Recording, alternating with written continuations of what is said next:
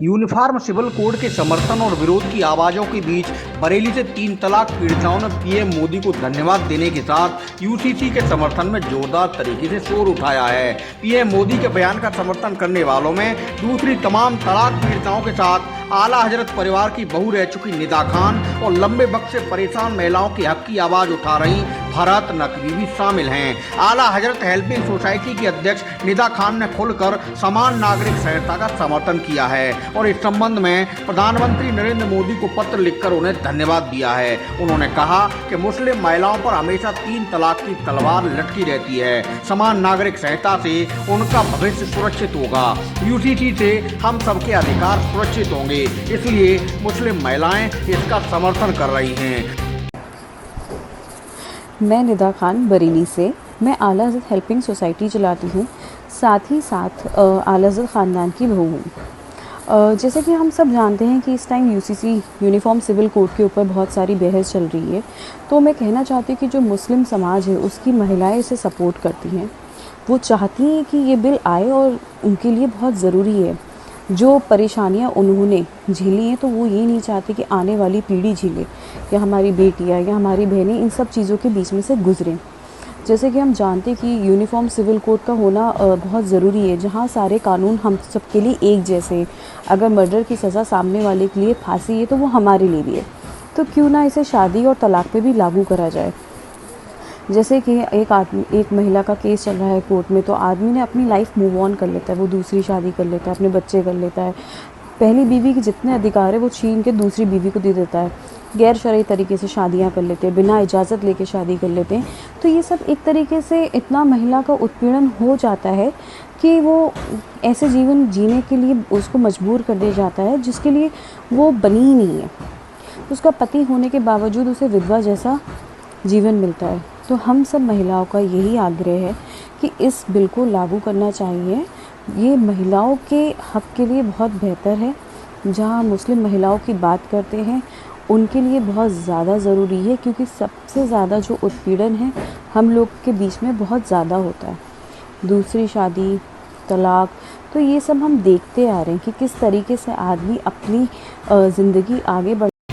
वहीं दूसरी ओर मेरा हक फाउंडेशन की अध्यक्ष फरहत नकवी ने भी यूसीसी का पुरजोर समर्थन किया है। फरहत नकवी का कहना है कि यूसीसी बिल आने से महिलाओं को पुरुषों की तरह ही बराबरी का दर्जा मिलेगा।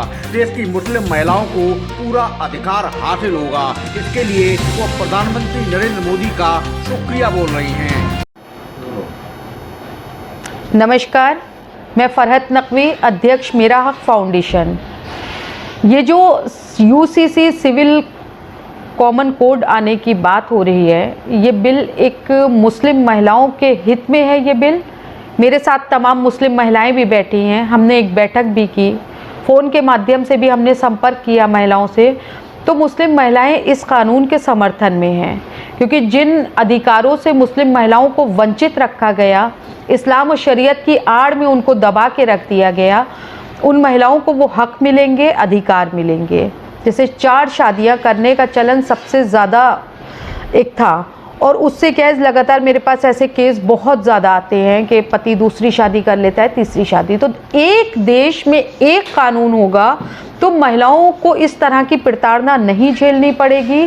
ये महिलाएं बहुत प्रताड़ित हैं मुस्लिम समाज की, क्योंकि इनमें जो भी शरीयत या किसी की भी बात की जाती है हवाला देके, तो चाहे मुस्लिम पर्सनल लॉ हो, चाहे कट्टरपंथी सोच के लोग हों, वो क्या करते हैं कि आदमियों के हुकूक बताते हैं कि आदमियों के, औरत का क्या हुकूक है वो नहीं बताते हैं, उन हुकूक को छुपा लेते हैं, जबकि कुरान में औरत और मर्द को बराबर के हक दिए गए हैं।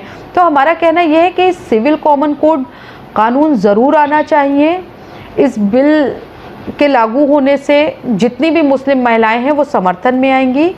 हम अपने एनजीओ के माध्यम से इसमें अवेयरनेस कार्यक्रम करेंगे, जगह जगह लोगों को अवेयर करके ये बताएंगे कि यूसीसी है क्या, क्योंकि लोग इसकी भी गलत तस्वीर दिखाने की कोशिश करेंगे, कुछ कट्टरपंथी लोग।